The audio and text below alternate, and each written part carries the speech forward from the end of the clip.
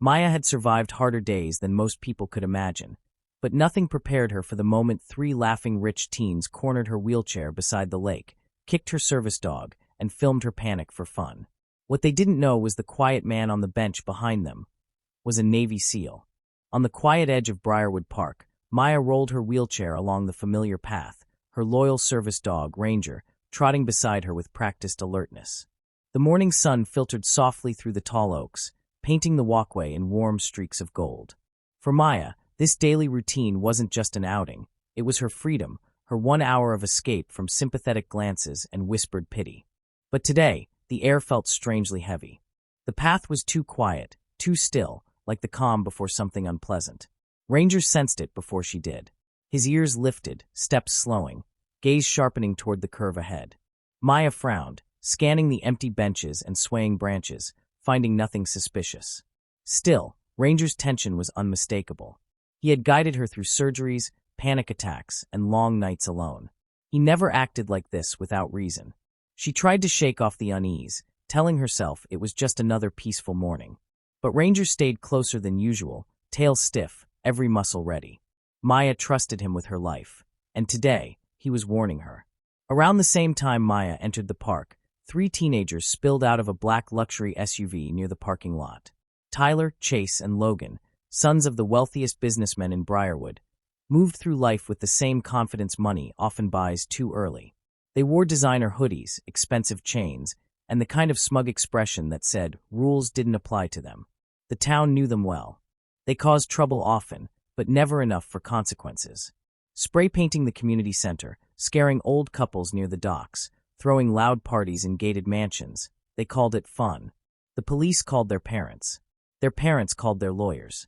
And everything went away. But today they were bored. The kind of dangerous boredom privileged kids fall into when everything feels like a toy.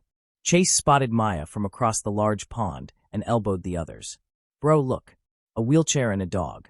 Want to film something funny?" Logan laughed instantly. Tyler shrugged, already pulling out his phone. They weren't looking for trouble. They were looking for entertainment. And unfortunately, Maya was the only person on the path this morning.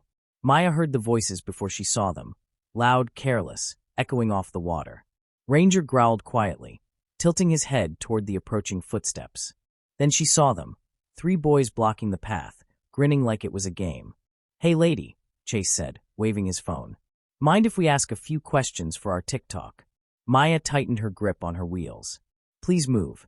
I'm trying to get through." Logan stepped closer. "Relax. You can sit all day.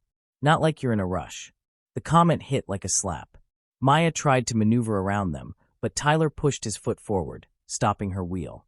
Ranger jumped between them immediately, barking. "Oh look," Chase laughed. "Guard dog thinks he's tough." Ranger barked louder, teeth showing. Maya's chest tightened. Ranger only did this when he sensed danger, and the boys knew it. They began circling her, filming from different angles. "What's wrong?" Logan mocked. "You scared?"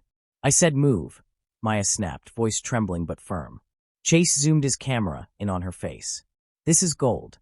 Watch this." He reached toward her wheelchair handle. Ranger lunged. Logan stumbled back, startled. "Yo, that mud almost bit me." Maya's heart pounded. This wasn't teasing anymore. This was harassment, and it was getting worse. Chase's expression twisted from amusement to annoyance. "Stupid dog," he muttered and kicked toward Ranger. The sound of Ranger yelping pierced the whole lakeside. Maya screamed, reaching for him, but her wheelchair made everything agonizingly slow. Ranger stumbled backward, whimpering, tail curled between his legs. The pain in his eyes devastated her. Tyler laughed nervously. "Dude, chill." But Chase stepped forward again. "He shouldn't jump at me." He reached out to shove Ranger again. Maya positioned her chair between him and her dog. "Stop. Don't touch him." Logan lifted his phone higher. "Bro, she's freaking out. This is hilarious." People across the park glanced over, saw what was happening, and turned away. Three rich teens. One disabled woman. No one wanted to get involved. Chase leaned closer. "Move your chair." Maya's hands shook. "Leave us alone. Please." But he didn't. He shoved the side of her wheelchair, tipping it dangerously. Ranger barked again, desperate, limping toward her. "Look at him." Logan cackled. "The dog's broken just like his owner." Maya's eyes filled. Not with fear. With rage. And that's when a quiet voice behind them said, "That's enough."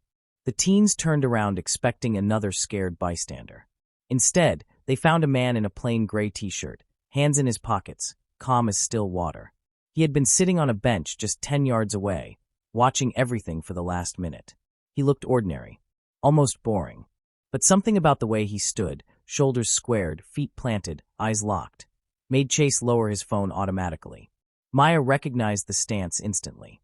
Not from real life, but from documentaries she'd watched during long hospital nights. This man had training. He knelt beside Ranger first, gently checking the dog's paw. The compassion in his touch contrasted sharply with the cruelty from moments earlier. Then he rose slowly, facing the teens. "Apologize to her," he said. Chase scoffed. "Or what? You gonna lecture us?" The man didn't blink. "Apologize," he repeated. Tyler whispered, "Dude, something's off about him." He was right, but it was already too late. The man spoke with the calm of someone who had handled worse situations in worse places. "You have one chance to walk away," he said quietly. "And you won't like the alternative." Logan smirked, lifting his phone again. "Bro, our dads own half this town. Who do you think you are? A guy asking you to make a smart choice." Chase stepped forward, jabbing a finger at his chest. "Move before I make you." The man grabbed Chase's wrist before the sentence finished. Not aggressively. Not violently. Just enough to freeze him. Chase's face paled. Logan stopped recording. Tyler whispered again, "Guys, he's military." But the man released the wrist and stepped back. "Last warning," he said. They didn't listen. Chase lunged first. He didn't even see the counterstrike. The man shifted sideways, hooked Chase's arm, and used the boy's own momentum to send him to the ground. Gently, but decisively. Chase gasped, stunned.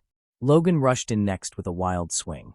The man ducked, tapped Logan's elbow, and twisted just enough for Logan to lose balance and fall backward onto the grass. Tyler didn't attack. He froze, hands shaking. The entire fight lasted maybe 3 seconds. No punches. No brutality. Just control. Professional, surgical control. Chase struggled to stand. What are you?" The man didn't answer. He stepped between them and Maya, forming a barrier. "Stay down," he said. Not loud. Not threatening. Just final. Logan scrambled backward. "Bro, this guy is a freaking assassin or something." Tyler held his hands up. "We're done. We're done." People from the park began approaching now, slow, hesitant, curious. Recording. Whispering. The boys who once bragged no one could touch them were finally realizing someone could. The man crouched beside Maya again, checking her wheelchair, and then Ranger, who licked his hand weakly. "His leg is swollen," the man said. "He needs a vet." Maya nodded, still shaken. "Thank you. I didn't know what to do." "You did fine," he said gently. "You kept him safe." He called animal rescue, then paramedics just to be sure Maya was okay. Soon sirens echoed across the park. Police arrived next. And for the first time in their lives, the 3 teens didn't have a confident smirk ready. Chase was crying quietly. Logan kept saying, "It was just a joke." Tyler admitted everything. The officers didn't hesitate. They cuffed the boys. Everything had finally caught up with them. When the officer in charge approached the man, he straightened slightly and nodded. "Lieutenant Walker," the officer said with instant recognition. "Didn't expect to see you until the ceremony." Maya's eyes widened. "Ceremony," the officer continued. "Town Hall's been preparing all week for your medal presentation, for that rescue overseas." The teens went pale. The man, Walker, looked uncomfortable. "I'm just passing through," he said. "Saw something wrong." Stepped in. The police took statements. The teens' parents rushed in minutes later, shouting about lawyers and lawsuits until they learned who Walker was. Their shouting stopped instantly. This time, no one could buy their sons out of trouble. Ranger recovered after a week of treatment. When Maya brought him to the park again, Walker was there, sitting on the same bench.